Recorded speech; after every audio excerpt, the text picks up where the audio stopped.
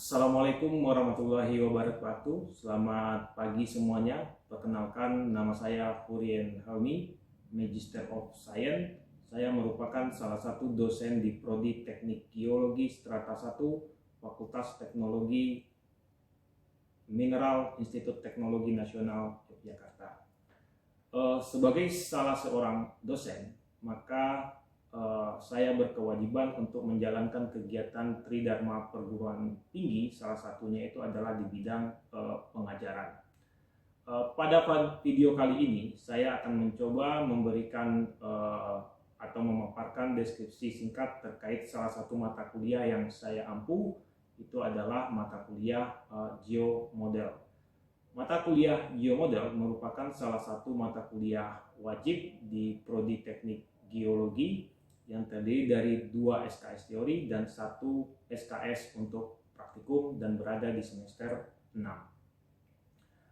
Setelah mahasiswa menyelesaikan perkuliahan mata kuliah geomodel, maka diharapkan mahasiswa mampu memahami bagaimana teknis pemodelan, baik itu dilakukan secara pemodelan probabilistik ataupun pemodelan secara menggunakan teknik deterministik. Kemudian mahasiswa juga mampu diharapkan membuat model geologi secara konseptual, dan juga mahasiswa diharapkan juga mampu untuk menghitung estimasi sumber daya cadangan. Dalam hal ini adalah batu bara ataupun endapan biji. Pada mata kuliah kali ini kami melaksanakan proses pembelajaran melalui metode Student Learning Center atau pembelajaran yang berpusat kepada mahasiswa, di mana rangkaian kegiatan pembelajaran itu meliputi pengayaan materi yang akan disampaikan oleh dosen, dalam hal ini adalah tim teaching dari mata kuliah pengampu mata kuliah geomodel. Terus kemudian akan diikuti dengan diskusi dan tanya jawab selama kegiatan di kelas. Kemudian akan diikuti dengan pemberian tugas kepada mahasiswa yang nantinya itu akan dikerjakan baik secara mandiri ataupun dikerjakan secara berkelompok. Selanjutnya, setelah pengerjaan tugas selesai dilaksanakan, mahasiswa diharapkan untuk mampu mempresentasikan hasil pekerjaannya di depan kelas. Terus kemudian pengayaan materi merupakan proses penyampaian materi pembelajaran yang dilakukan secara menarik dan inovatif kepada mahasiswa, di mana materi yang disampaikan itu mengacu kepada capaian pembelajaran dari mata kuliah geomodel, di mana capaian pembelajaran mata kuliah geomodel itu terdiri dari beberapa CPL yang meliputi aspek sikap, pengetahuan umum, keterampilan umum, dan juga keterampilan khusus.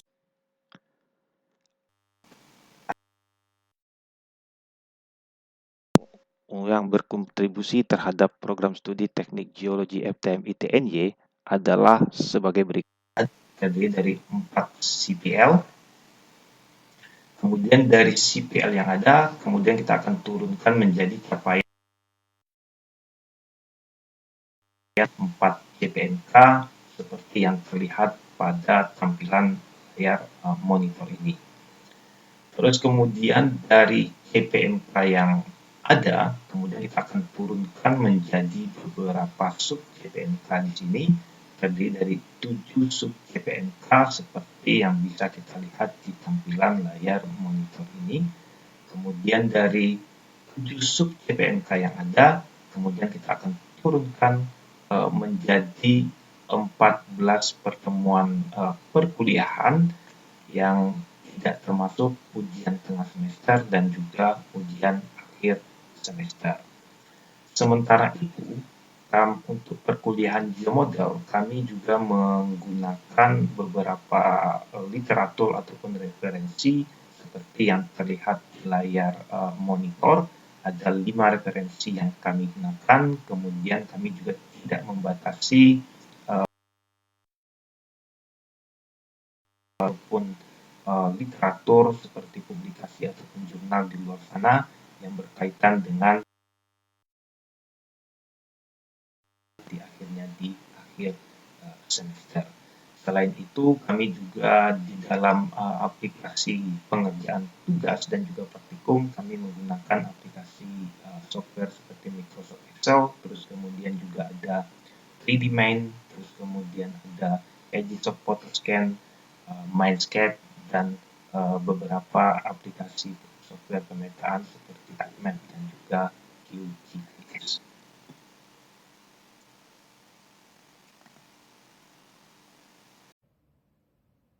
Beberapa uraian tadi merupakan salah satu model pengayaan materi yang disampaikan dalam proses pengajaran di mata kuliah geomodel yang kami laksanakan di kelas.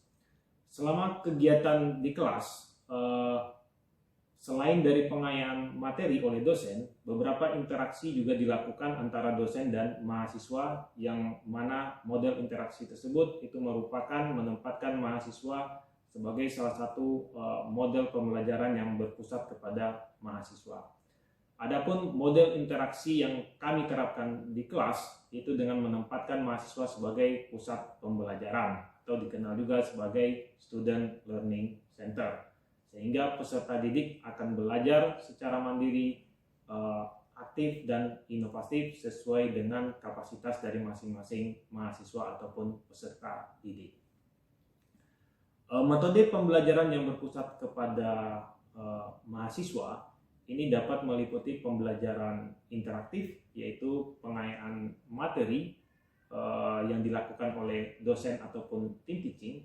Kemudian dosen akan menyisipkan pertanyaan yang akan diberikan kepada mahasiswa, dan mahasiswa akan menjawab pertanyaan tersebut sesuai dengan pengetahuan dan wawasan yang dimiliki oleh peserta didik ataupun mahasiswa. Dan selanjutnya kami juga membuat small group discussion, jadi dengan memberikan suatu topik kepada mahasiswa dan kemudian mahasiswa akan mendiskusikan topik tersebut di masing-masing grup mereka. Nah, sehingga dengan melibatkan kelompok small group discussion tersebut diharapkan mahasiswa mampu untuk berdiskusi dan mampu untuk menerapkan komunikasi baik secara lisan dan mampu menerima pendapat dari mahasiswa yang lainnya. Dan yang ketiga, model pembelajaran yang kami lakukan yaitu adalah model pembelajaran mandiri, yaitu dengan memberikan tugas kepada mahasiswa dan kemudian mahasiswa akan mengerjakan tugas tersebut, kemudian mereka akan mengumpulkan dan akan mempresentasikan tugas hasil pekerjaan mereka di depan kelas. Selama menjalankan mata kuliah geomodel ini, kami juga menggunakan platform e-learning atau Elinas yang kami gunakan untuk mengupload materi pembelajaran yang kami sampaikan di setiap kali pertemuan, sehingga setiap materi pembelajaran yang kami berikan itu dapat diakses oleh mahasiswa melalui metode Elinas tersebut atau e-learning system tersebut, sehingga mahasiswa dapat mengunduh materi dan kemudian mereka dapat mengumpulkan tugasnya melalui sistem tersebut. Selanjutnya, kami juga akan membahas terkait aspek penilaian terhadap mahasiswa, di mana aspek tersebut merupakan proses penilaian dalam rangka untuk mengukur kemampuan mahasiswa secara objektif dalam menerima materi pembelajaran. Adapun beberapa indikator yang kami digunakan dalam aspek penilaian tersebut yaitu adalah berupa kehadiran sekitar 5 sampai dengan 10%, kemudian tugas itu adalah sekitar 30 sampai dengan 50%, kemudian UTS itu adalah berkisar 20 sampai 30%, dan UAS juga berkisar antara 20 sampai dengan 10%. Dan kami juga mempertimbangkan keaktifan mahasiswa selama proses pembelajaran tersebut. Indikator penilaian tersebut itu disampaikan pada tahap awal perkuliahan dan mahasiswa menyetujui indikator tersebut sebagai aspek atau indikator penilaian di akhir mata kuliah geomodel tersebut. Aspek penilaian tersebut disampaikan di awal perkuliahan dalam rangka untuk memberikan transparansi dan objektivitas dalam penilaian, sehingga dengan demikian pemapar penilaian, sehingga mahasiswa mengetahui presentasi atau bobot-bobot penilaian di masing-masing aspek tersebut. Demikian pemaparan singkat saya yang kami terapkan di dalam proses pembelajaran, terutama untuk mata kuliah geomodel yang meliputi aspek pengayaan materi, terus kemudian aspek interaksi antara dosen yang menempatkan mahasiswa sebagai pusat pembelajaran dan juga aspek penilaian. Dan selanjutnya saya akan menampilkan salah satu contoh video proses pembelajaran yang saya lakukan di depan kelas dengan micro teaching secara offline. Selamat menyaksikan. Assalamualaikum warahmatullahi wabarakatuh.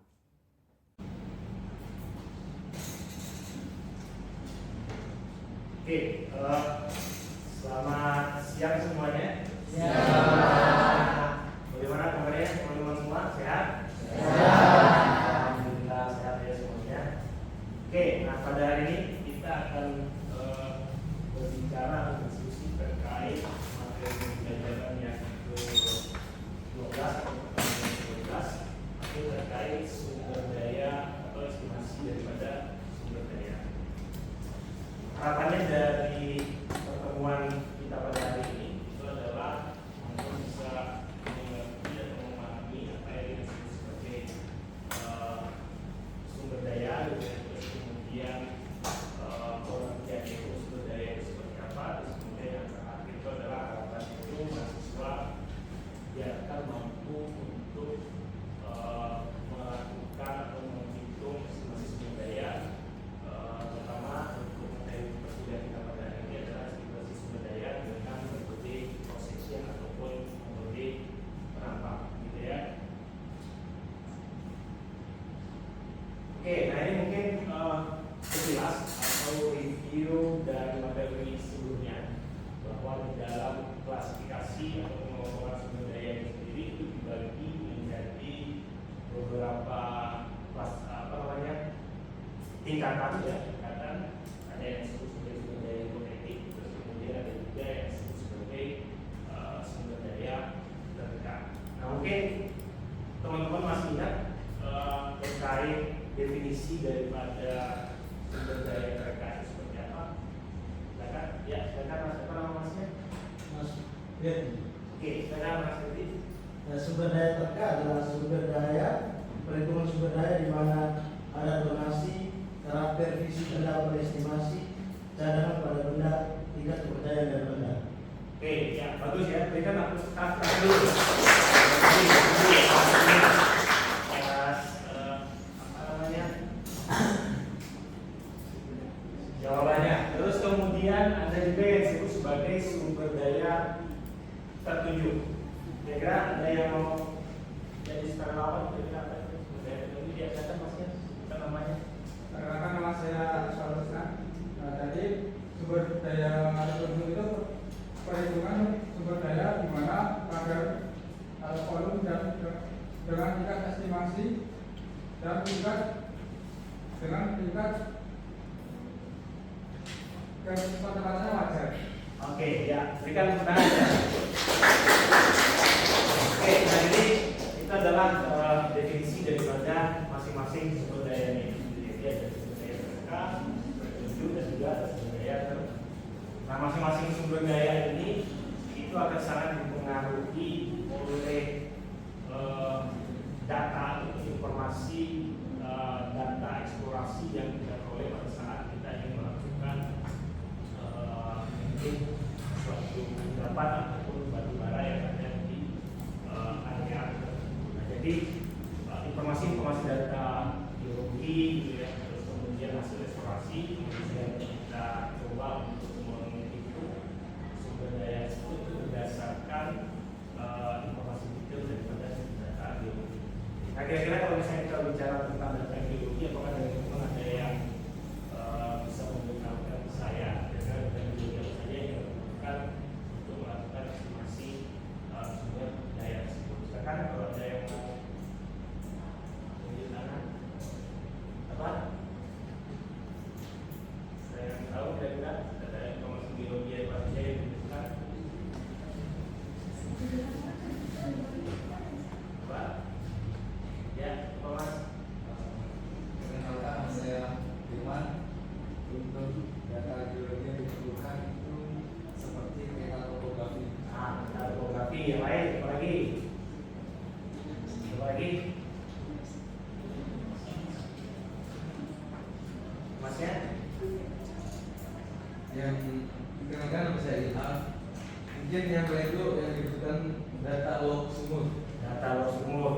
sekali ya, jadi dua data itu merupakan salah satu contoh daripada data-data hasil eksplorasi yang perlu kita ambil gitu ya untuk menghitung kajian perombakan dalam satu estimasi perhitungan sumber daya penduduk terdekat ataupun ukur.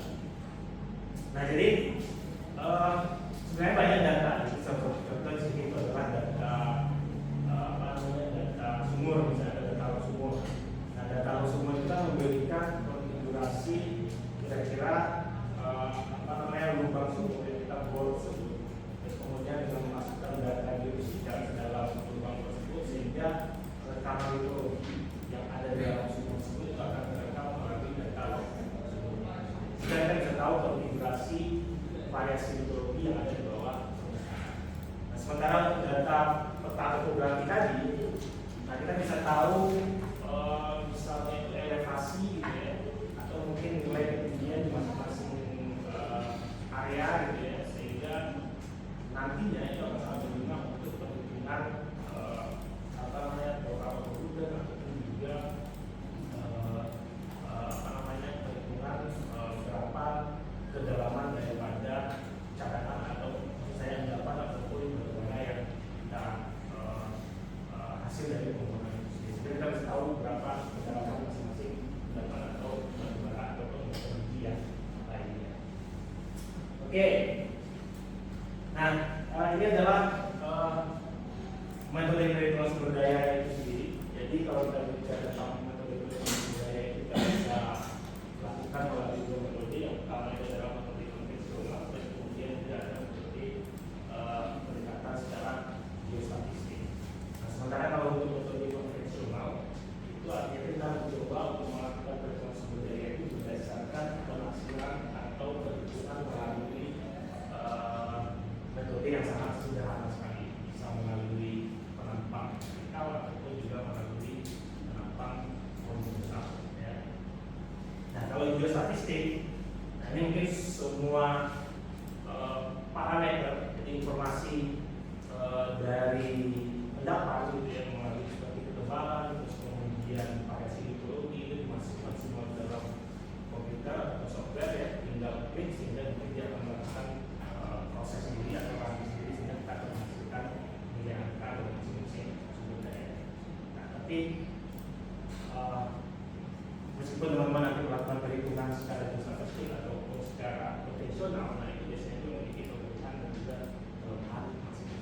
Jadi kalau misalnya untuk yang lebih detail mungkin geostatistik itu sangat bagus. Tapi kalau misalnya kita masih dalam tahap eksplorasi gitu ya, mungkin melalui metode penafsiran dan perhitungan secara sederhana mungkin akan lebih efektif untuk lebih efisien. Jadi di situ.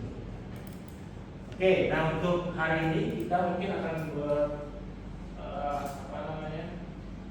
membahas sedikit tentang hasil perjalanan dengan menggunakan metode konvensional, itu adalah projection method ya. Oke, nah ada beberapa hal mungkin yang harus kita perhatikan ketika ingin kita melakukan perhitungan sumber daya dengan menggunakan metode penampangnya. Jadi kalau misalnya yang pertama itu adalah, jadi kalau misalnya teman-teman tahu gitu ya, misalnya ini adalah saya punya strike dan hit gitu ya. Strike dan hit di sini adalah jurus atau kedudukan dari lapisan batuan gitu ya. Lapisan batuan yang misalnya itu dia kirinya itu ke arah tenggara gitu ya. Nah sehingga ketika misalnya ini adalah merupakan satu perlapisan yang sama gitu ya. Nah sehingga di dalam melakukan atau menghitung atau mengestimasi sumber daya daripada endapan ataupun batu bara ini gitu ya.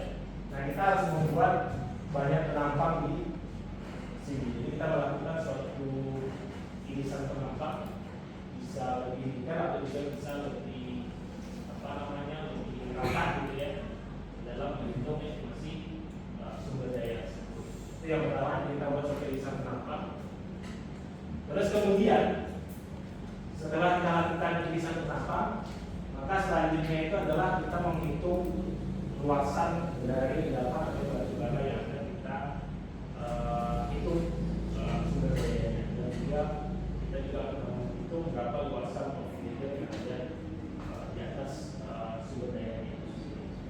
kalau misalnya ini adalah penampakan secara dari atas gitu ya, terus kemudian kalau kita bikin vertikal gitu ya, misalnya ini adalah AA aksen, nah maka ketika saya bikin secara vertikal, terus kemudian ini saya teruskan ke sini gitu ya, kemungkinan misalnya itu adalah pelapis atau bara atau nama saya itu adalah negara ya,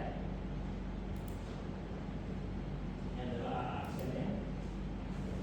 Nah sehingga kita bisa tahu nih, ini adalah ketebalannya berapa, terus kemudian untuk Google-nya itu adalah berapa. Nah inilah yang nanti kita hitung tadi. Jadi kita hitung luasannya, dan untuk Google juga kita hitung luasan. Nah setelah teman-teman tahu luasannya, baru nanti kita hitung volume daripada masing-masing luasan tersebut. Nah itu tergantung dari ketebalan dari termasuk saya sudah bukan ketebalan tapi geometri dari masing-masing si data. Oke, nah misalnya di satu contoh misalnya ini ya, ini adalah satu penampang position. Nah biasanya teman-teman bisa menghitung volume dari batu bara itu masing-masing dari satu penampang ini. Jadi kalau misalnya kita ada punya 3 penampang di sini, berarti masing-masing penampang ini bisa kita hitung volume dari masing-masing atau dari masing-masing sumber daya. Nah alasannya kenapa kita hitung masing-masing, misalnya itu adalah dia memiliki ketebalan yang berbeda masing-masing penampang. Terus kemudian jarak pengaruh dari masing-masing penampang itu juga berbeda. Terus kemudian geometri daripada geometri daripada batu bara ataupun endapan tersebut itu juga berbeda. Nah, sehingga kalau misalnya teman-teman menghitung dengan satu penampang, maka kita bisa menggunakan rumusan seperti ini. Jadi kalau misalnya misalnya ini adalah penampang A gitu ya, sehingga kita hitung ini luasannya berapa. Biasa itu adalah panjang kali lebar, misalnya lebarnya berapa, panjang ini berapa, biasanya kita dapat sebagai S1 nya. Nah, sehingga sementara untuk D nya gitu ya, atau jarak antar penampang, nah ini kita ambil sebagai jarak pengaruhnya. Jadi misalnya ke kiri 250, ke kanan dia 250, sehingga kita misalnya kalau dia misalnya itu adalah 500 gitu ya, 500 meter, maka D nya itu adalah 500. Sehingga kita bisa hitung ini untuk estimasi sumber daya dengan menggunakan satu penampang, di mana geometri daripada endapan atau batu bara antara penampang yang satu dengan penampang yang lainnya itu berbeda. Maka nanti kalau misalnya teman-teman punya 3 penampang di sini, masing-masing penampang dan volumenya, setelah masing-masing itu kita ketahui volumenya, nanti tinggal ditambahkan untuk total daripada volume. Jadi ini adalah perhitungan yang sangat sederhana sekali. Kita bisa aplikasikan ini ketika misalnya kita melakukan eksplorasi di lapangan, terus kemudian kita melakukan pengukuran, terus kemudian kita dapat data kedalaman daripada batu baranya, kita dapat informasi standarnya.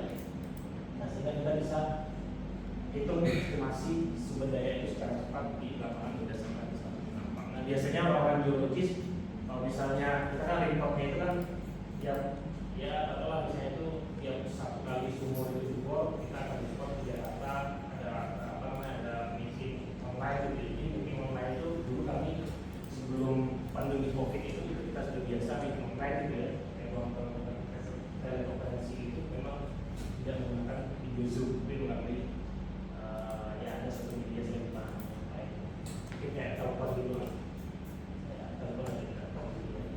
Nah itu, sehingga ketika teman-teman dapat informasi ketebalan batu bara, teman-teman bisa report langsung ke pimpinan mungkin yang ada di Jakarta atau kita yang ada di Jakarta. Oke, saya punya ketebalan segini, kemudian saya ketebalan segini, kemungkinan estimasi dalam sementara untuk semua itu kira-kira segini. Jadi itu adalah metode cepat. Oke, nah jadi untuk yang slide sebelumnya, di mana asumsi yang kita gunakan itu adalah karena jika saya punya 2 penampang tetapi geometrinya dia berbeda-beda,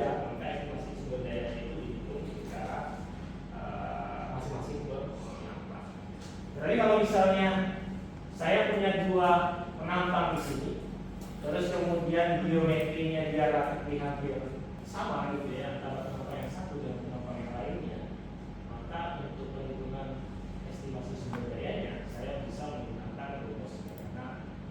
Ini ada volume, terus kemudian jarak antar penampangnya, terus kemudian luasannya kita hitung, ini juga bisa kita hitung bagi dua, dan kita dapat volume atau estimasi daripada sumber daya yang ada di antara dua penampang. Nah, estimasi sumber daya yang kita hitung itu adalah antara yang penampang di sini dengan yang ada di penampang. Ini luasan area inilah yang merupakan estimasi sumber daya.